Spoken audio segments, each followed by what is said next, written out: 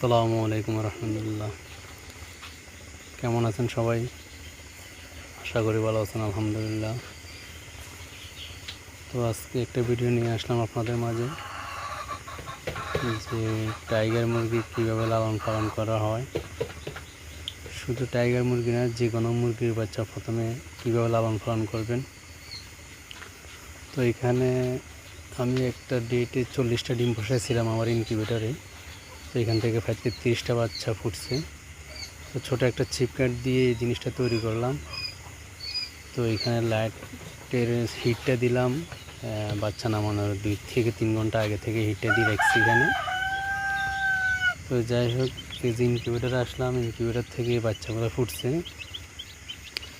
এই বাচ্চাগুলো এখান থেকে নিয়ে ওই জায়গায় দেব।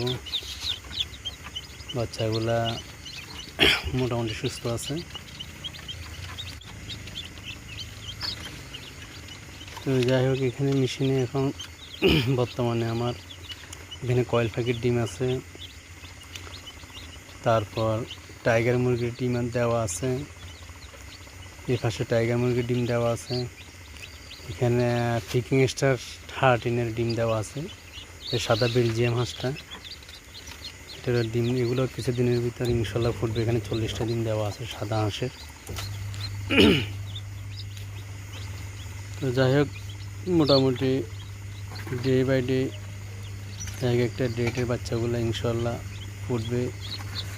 এখন স্যাটারে আছে, তারপর হেসিংয়ে আসবে। আসলে টাইগার মুরগি, যে কোনো মুরগি প্রথমে লালন পালন করতে হলে আপনাকে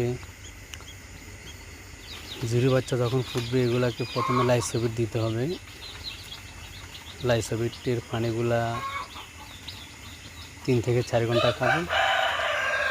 লাইসোবিট এটা রোগ প্রতিরোধ ক্ষমতার জন্য অনেক ভালো। তারপর পানিগুলো ফেলে দিয়ে নতুন করে মেডিসিন দিতে হবে, যেমন থাইবিন আছে, এটা প্যারালাইসিসের কাজ করে, ঘাট ব্যাগার কাজ করে। সাথে যেমন রানামক্স আছে, সেফাওয়ান আছে, এগুলো নাভি শুকানোর কাজ করে। ডক্সিবেট আছে, ঠান্ডার কাজ করে। যাই এখন যেহেতু গরমের দিন, এখন শুধু রানামক্স, থায়াবিন, লাইসোবিট এগুলো 2-3টা দিলে ইনশাল্লাহ আর তাপটা মোটামুটি ঠিকভাবে রাখলেই হবে।